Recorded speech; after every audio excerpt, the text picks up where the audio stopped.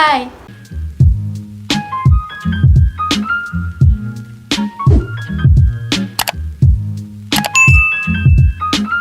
Hi guys, welcome back to my channel, or welcome to my channel if you're new here. My name is najihah.najmy, and for today's video I thought of doing a talking sit down video because I think that the last time I did this with you guys was the items in my bag video, which was last year, so it's been a while. And I wanted to do another video originally, but that didn't go so well, so I don't know what I'm doing. I don't know what I'm doing. Why am I not gliding? Why am I not landing?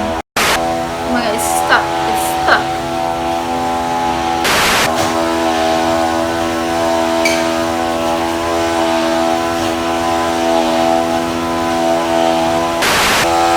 I'm finally landing. This video is kind of personal to me a little bit because I've been on this self-care and self-love journey for about a year now. Let me know if you want like a detailed video on that, because I do want to talk about it. I just don't know if you guys like that sort of stuff. As you all know, quarantine is extended until the middle of June, if I'm not mistaken. Maybe I'm wrong. I don't really know my facts, but what I do know, it is extended, and I know how everyone is feeling. So basically, these are the things that I've been doing in order to keep myself, you know, on track and not feel super down and negative. So the first thing that I've been doing is pouring out my feelings, and you could do this by either talking to the mirror or journaling. You have two choices. What I usually do right now during quarantine is to talk to myself in front of the mirror at least once a day. And it sounds really weird and narcissistic, but I swear to God it's not, because there are some things that we're not comfortable to talk about with other people, and this helps me out so much. I'm able to talk to myself, I'm able to say these things, the things that I'm feeling, but like nobody else hears them, and nobody else can, you know, give you any judgment. Nobody else can say anything about it because you're just talking to yourself. There's two ways to go about it. Obviously, like I said before, with journaling you can write your feelings, you know, write what's going on with your day, write what's your mood, right? You could write about anything, to be honest. And you can also reflect on your past experiences. You can also track your mood. I can see that, okay, on these days I'm sad, these days I'm happy, and then like you can really see, like, you know, your day-to-day. You can do it in however form you like. Both of these methods helps you to express your feelings, and it's really good for you, so do that if you want to. Okay, so the next thing that I've been doing is surrounding myself with loved ones. This is not difficult for me because I am quarantining with my family, but if you are quarantining alone, what you could do is give them a call, video call, text, any sort of form of communication, because it really helps you to feel a lot better. Every time I talk to my mom or my dad or my sister, it just reassures me that I'm not alone. You know, quarantining, you know, you're stuck in your house, you can't do what you usually do, you can't meet your friends like you usually do, you can't see other people like you usually do, and that can make you feel so alone. To be honest, even though we are quarantining, my parents are really busy, they have their own work, I'm busy with my work, and sometimes we forget to talk to each other. So that's what I want to say. Talk to your parents, talk to your family, talk to your friends, talk to anybody that you think cares for you. You get that comfort in talking to someone. Everybody needs to talk, and I know how hard that can be. So yeah, try your best to start the conversation and just go along from there. Okay, the next thing that I've been doing is listing down all of the things that I'm grateful for. So this particular activity, I guess I could say, I don't really do it physically, like I don't really write it down physically on a notebook, but I kind of make a mental note of it. So I usually do this when I'm feeling super down. There are days when I just don't want to go out of bed and I just want to sleep all day. That's how sad I'm feeling. When I'm sad, I really honestly I don't want to do anything.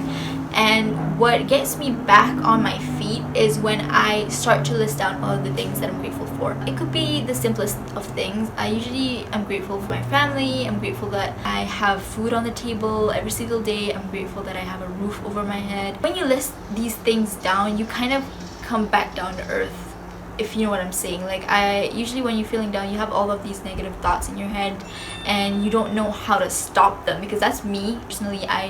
Every time I start overthinking things, it just doesn't stop. Like, it multiplies. So I'm thinking about this and then something else pops up, then something else pops up, and it just makes me feel upsetting and just like, I don't know, I'm not in the best mood. And that's what I usually do to get myself back on my feet. The next thing that I recommend you to do is to pick up a hobby or an activity. You know that a lot of people, especially my friends right now, have online classes. I'm the only one who doesn't have online classes, so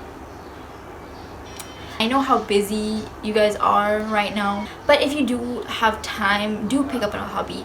It could be cooking, it could be cleaning, if cleaning is your hobby, it could be reading. Just pick up any hobby that you genuinely like and do that, because it just boosts your mood up from this to this.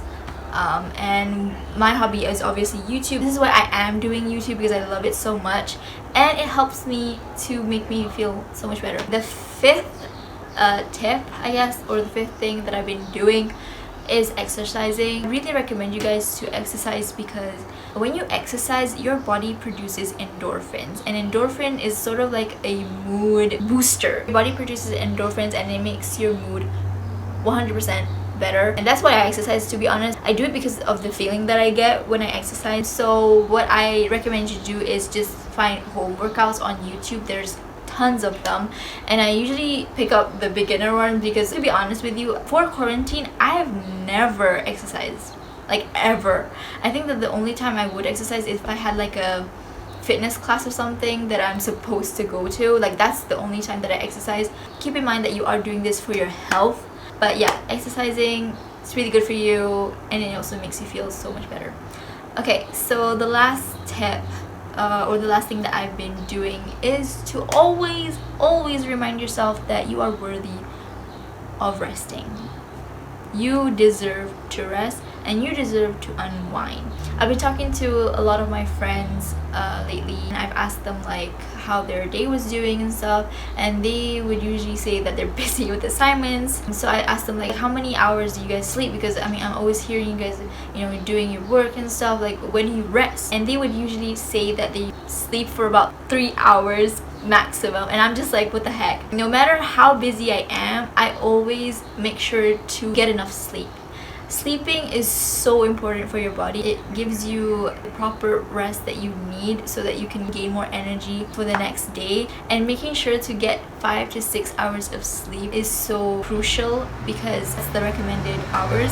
It's not recommended for no reason. So make sure you get enough sleep, guys, because it is actually dangerous for you to sleep below 5 hours. You could also take a power nap if you don't have as much time. Also, in terms of unwinding, besides working, I think that you should really make time for yourself to do things that you enjoy. So it could be watching Netflix, it could be reading a book, it could be anything, so that you know you don't feel super like stressed out with your work.